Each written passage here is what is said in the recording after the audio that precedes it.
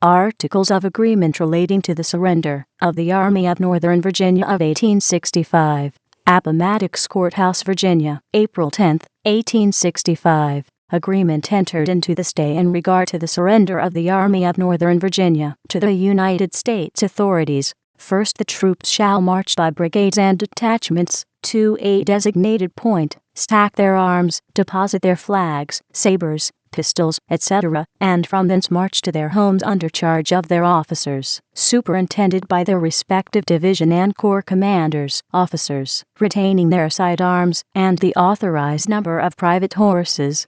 2.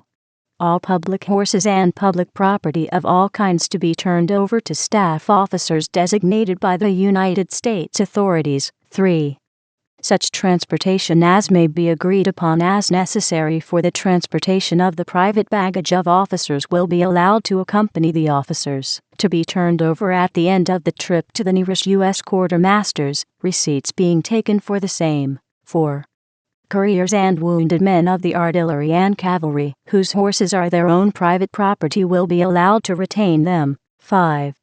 The surrender of the Army of Northern Virginia shall be construed to include all the forces operating with that army on the 8th of the current month, the date of commencement of negotiation for surrender, except such bodies of cavalry as actually made their escape previous to the surrender, and except also such forces of artillery as were more than 20 miles from Appomattox Courthouse at the time of surrender, on the 9th of the current month. Endorsements.